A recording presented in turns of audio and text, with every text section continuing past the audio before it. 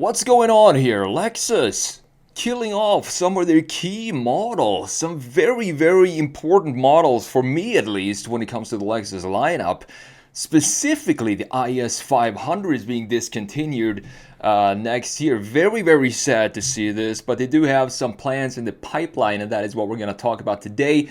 We're also going to have a look at all these models. The IS, beautiful design, and we have the RC and then the LC as well, which still today, I mean, this was a concept from, I do believe, 2012 or something like that, and it still looks like a car from 2030. I mean, and they're gonna discontinue this, even though the design is just still way ahead of its time. I love how they turned the concept into the production version. Basically, it didn't change a single thing to turn it into production. So we're gonna have a look at those, and also this article from Car Scoops to see what is going on with Lexus. Very sad to see some of these going away. Some of my favorite sedans, the IS 500 is, I mean, have you heard the noise of that? It is, the interior is great.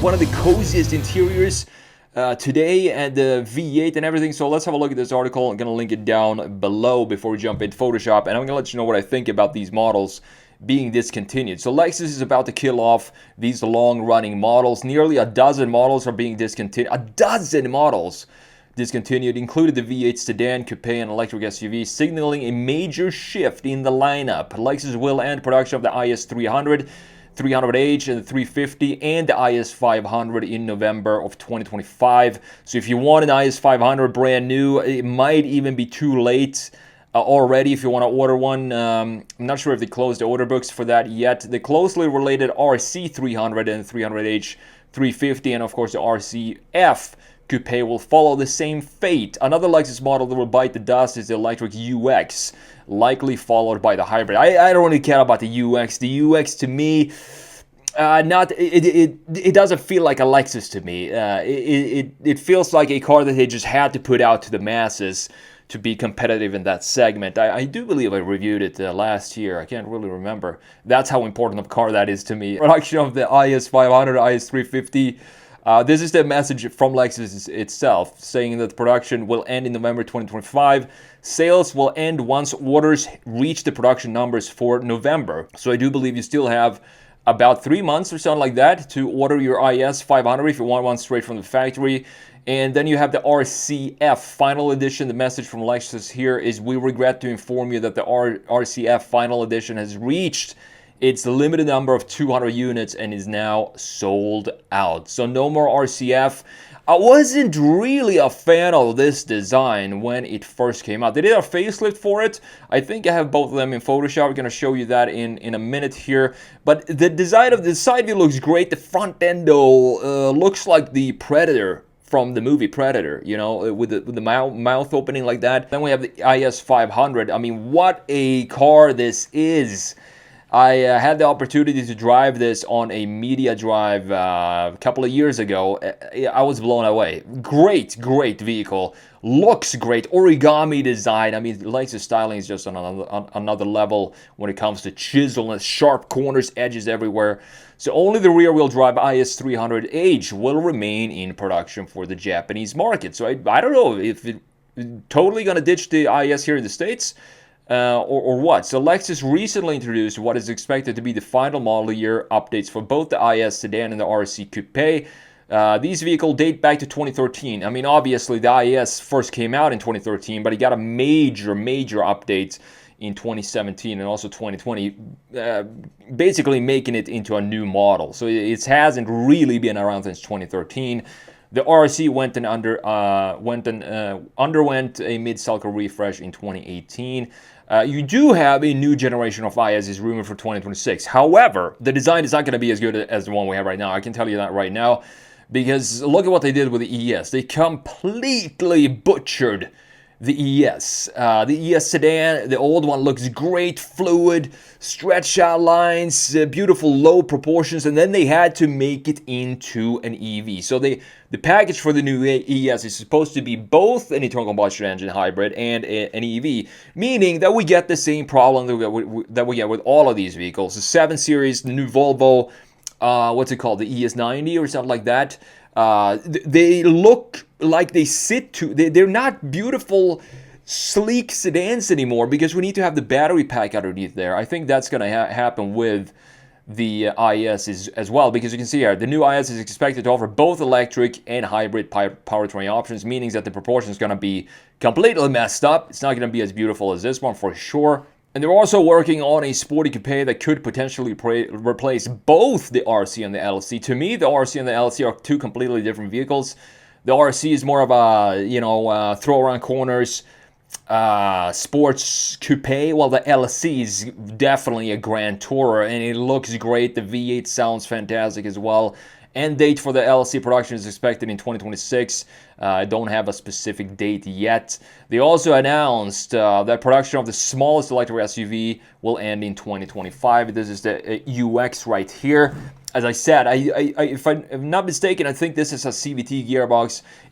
Overall, it just does not feel like a Lexus when you step into the UX. It doesn't have the same qualities that I want to see in a Lexus. I don't mind that this is being discontinued, but the LC and the IS, very, very sad to see those go. As a viewer of this channel, you get the best current deals and rebates on brand new wheels, tires, parts, and accessories for your vehicle at TireRack.com. Click the link in the description to learn more, and thanks for supporting the channel. So let's jump in here and have a look at the IS from 2013. I do believe this came out. The first generation there on the left side, and then we have the updated version, the IS 500 on the right side. I mean, the first generation looked completely different from anything else I've ever seen before. I mean, look at the headlight design and this line going down from the hood into the grille right here, creating this typical Lexus grille, looking pretty cool. I mean, it's a massive grille, but for some reason, Lexus has always managed to make the grille, even though it's massive, it still feels like it suits the front end for some reason. And then you have the extremely organic shape for the headlight unit. I mean, look at this. Very complex design going on here. And in addition to that, then they had to add the daytime run light right here, because we need to have this Nike logo somewhere in the front end of the Lexus. And we also have this organic piece down here in the lower corners with the intakes and the plastic trim piece right here. I mean, this is a very, very interesting design. It's a design language that I haven't seen before this came out, with these almost like, it looks like folded paper, like origami design. That's what I call this. And it's very sad to see this go, because we're not going to have this design language moving forward for Lexus. Now look at the rear end of this. Still very, very nice design. I love this line that goes up here from the side into the rear end and creating this chamfer going underneath the taillight. Look at this chamfer right here, and how these pieces in here also has this Nike or swoosh design Lexus daytime light inside of the taillight unit itself. Still a very modern looking design, this first generation of the IS. Even though it's pretty dated now, we have a nice shoulder line here as well going into the rear end, the top corner of the taillight right there. Beautiful tailpipes and diffuser in the lower section. It's a very stylistic design, but this is one of these cars that 100%, when you look at this car, you can tell that this is sketched up by hand. Then we have the interior. Let's have a look at the interior before we go into the beautiful IS 500 right there. The interior here, I don't want to change a single thing of this interior, honestly. I think this is one of the perfect layout for an interior. Nice gauge cluster sitting deep inside this cave right here. With the, I think this is actually analog, which is completely fine. Look at the integration of the screen and the widescreen format here inside of the key lines of the interior. It doesn't stick up like this, like we have in every car today. It sits nicely tucked in here. Nice analog watch here with very functional, easy to adjust vents. And we have this control panel down here for the climate settings, separated from everything else, the gauge cluster and the infotainment screen. We have some more buttons down here. I mean, it's just, to me, it's a perfect interior. Fat looking steering wheel with the paddles. This is peak interior design to me, when you mix technology and design in one. Now looking at the refresh, they removed some of this extreme organic shape that we have in the headlight unit, for example, in the pre-facelift right here, or in the first generation. But I still think this is a stunning looking design. You can see how tight everything comes together in this corner. All the lines are pointing towards this corner right here, creating a very tense area Feels like something is stretched out, almost about like a spear or like archery. You know, when you draw it back, you can feel like something is under tension. That is the feel I get with this one, with this corner right here. Still similar type of grill that we have in the pre-facelift, and we have some more chiseled or sharp intakes on the side right there. I love the integration of the daytime light inside of the headlight unit right now. And we didn't have that in the previous. It's set outside of the headlight unit. Still a very, very interesting design. And we have some nice lines on the hood here as well. Wheels look great. And we still have this swooping line going in the side view with a sharp shoulder line. Dual shoulder lines here. You can see it more clearly here in rear view. This line right here, and then another line going right there. And we have this line up top. Almost a bangle butt 7 Series E65 design for this, but it looks great still in this design. We also have this taillight unit with the light bar now, very thin in the middle and being a little bit thicker at the end points. Again, there's a lot of tension in this design. That is what I love about Lexus design. You see all these lines going all over this vehicle, but everything comes together nicely. Lexus has this quality that they can you could almost call these cars overstyled, but for some reason it still works.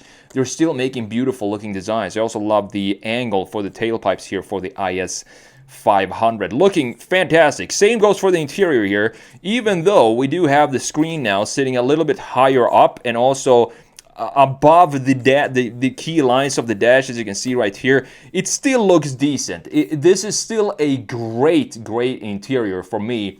And I think it's a shame that we're probably going to move away to more digitalized interiors, maybe even lose this gauge cluster housing. You can see the gauges in here looking stunning. Still a thick steering wheel right here with the paddles on the back, and we still have the separation of the climate control settings right there. I mean, this is one cozy interior. Both of these IS, the old generation and the new one, have very cozy interiors. It feels like everything is building up around you. That is what you want to feel, or at least what I want to feel. Now moving into the RC here. This is a very tricky design for me because I was never really a massive fan of this design. I always thought it looked way too complex in this area right here. I mean, look at all the lines that goes on here. We have this line, we have another line here, third line, fourth line, creating almost like a modern version of a melted cheese design right here over the front fender, going into this extremely complex design for the headlight unit.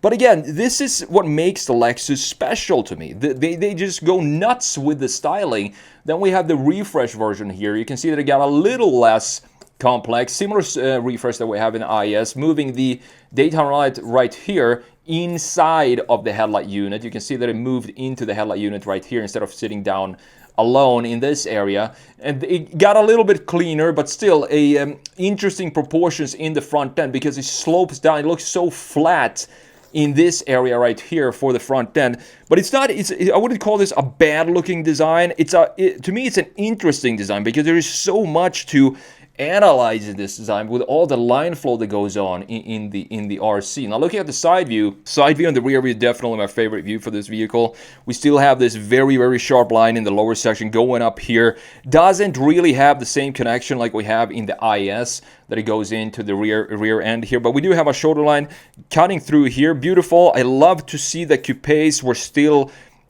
being thought of to go into production, up until 2025. Unfortunately, it feels like we're losing a lot of these sporty coupes. I definitely want to see them come back. The proportions of the greenhouse also beautiful. Very nice sloping roofline going into this ducktail in the rear end. I do like the wheels here as well. Thankfully, they're not black. They're silver here, and I want to see more silver wheels coming back, of course. Now, the rear view is also a good-looking design. Very complex. Look at how the bumper is integrated here. For example, with all these lines going down from the taillight unit into the lower section, the air intakes right here. This is not this. This is almost like a complete opposite of the Germans, which have this waterfall design, something like this going into a bumper. That they've used for several decades now. We have a big chamfer going into a bumper like that from the taillight. Here, I don't know what is going on. The designers must, very creative solution for this type of taillight unit, and also the bumper, the integration of the rear end in general. Love this area here because we have this nice ducktail in the upper portion of the rear end with the shoulder line cutting in and connecting to the corner of the taillight right there. Look at how sharp this area is. Same goes for the interior, like we talked about the IS. Beautiful, super cozy looking interior. Everything being blacked out with some brown contrast color here for the seats and part of the dash and the doors. Looks like we do have some carbon fiber here maybe. And it's just overall a beautifully laid out interior with all the features that we talked about in the IS. Now, last but not least, the LC. Now, this is a concept. I do believe this concept came out in either 2012 or 2013.